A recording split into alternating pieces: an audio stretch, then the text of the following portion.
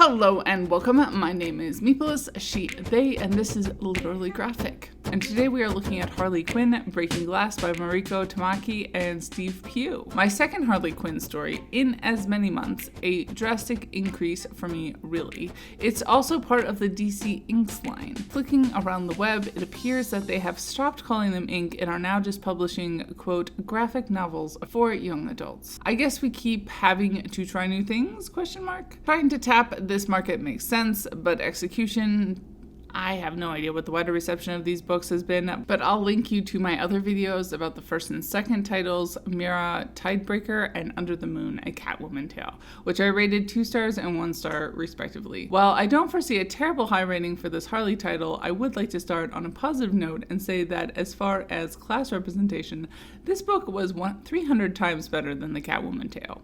Just saying. Content notes for domestic terrorism, physical violence, children are arrested, gentrification, arson, anti-black racism, and homophobia. Although much less than I was expecting. Not a new to me writer, Mariko Tamaki is certainly not a favorite for me, but I guess I find her interesting enough that I keep reading. And I guess I was intrigued by their transition to superhero comics of late. Links to my reviews of This One Summer and Laura Dean Keeps Breaking Up to Me, also by Tamaki. From Toronto, Tamaki has apparently been curating a new imprint from Abrams entitled Shirley Books that is focused on LGBTQIA creators and stories.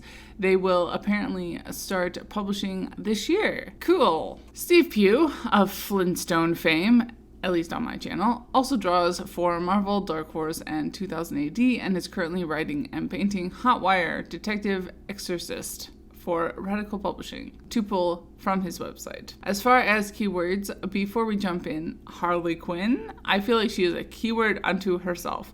Juvenile, found family, queer, espionage, liberal, and female empowerment. The Goodreads official description is as follows. Harleen is a tough, outspoken, rebellious kid who lives in a ramshackle apartment above a karaoke cabaret owned by a drag queen named Mama. Ever since Harleen's parents split, Mama has been her only family. When the cabaret becomes the next victim in the wave of gentrification that's taking over the neighborhood, Harleen gets mad. When Harleen decides to turn her anger into action, she is faced with 2 choices. Join Ivy, who's campaigning to make the neighborhood a better place to live, or join the Joker, who plans to take down Gotham one corporation at a time. Harley Quinn, Breaking Glass, is at once a tale of the classic Harley readers know and love, and the heartfelt story about the choices teenagers make and how they can define or destroy their lives.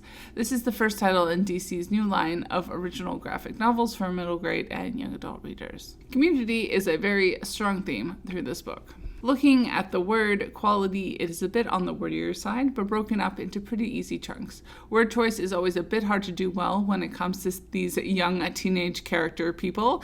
It gets dated quickly. In this case, having Harley's life philosophy mostly seemed to revolve around the word booger and calling people boogers. While I tend to agree with her judgment, the word, while more timeless than a lot of slang, is kind of gross and even more childish than Harley seems otherwise. A brief aside, I was not surprised when I looked at the book's page on Goodreads that most people I am friends with and or follow did not like this story, but what honestly surprised me is how many of them still like the art. Not to say I think it is unskilled. Pugh can clearly draw, and he draws a lot of details very skillfully.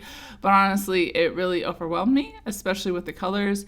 It was just too much, with no clear focal point most of the time. I also didn't like how light-skinned everyone ended up being, but it is part of an overall trend in comics that avoids depicting characters with dark skin, and this really just washed everyone out to the nth degree. Of all the intersections I try and highlight in each of these reviews, class was the one that I was thinking about the most. Done so poorly in Under the Moon, I felt like this was a marked improvement, while it still felt like the reality of poverty is something that DC's ink imprint doesn't want to depict realistically.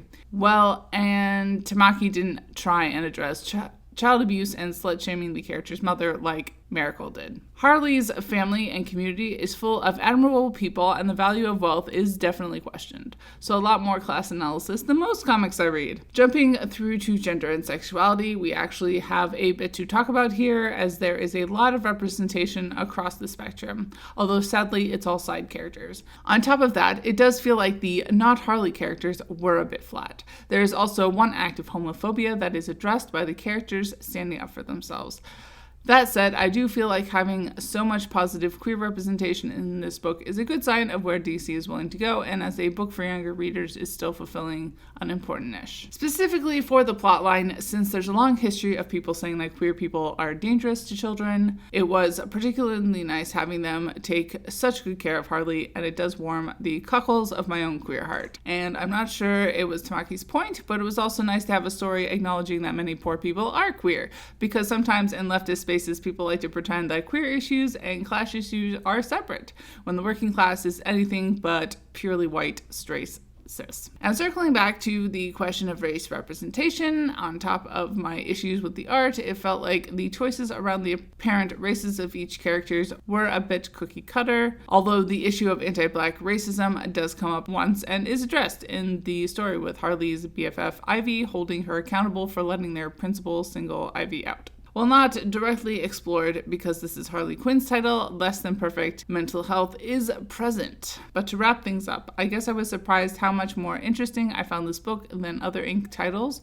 although the overall politics is predictably liberal, and I sometimes feel self-conscious about these comics that try and tackle social justice issues. I knew from getting about halfway through I would rate this higher than Under the Moon, and then I thought I should probably not rate it higher than 2 stars.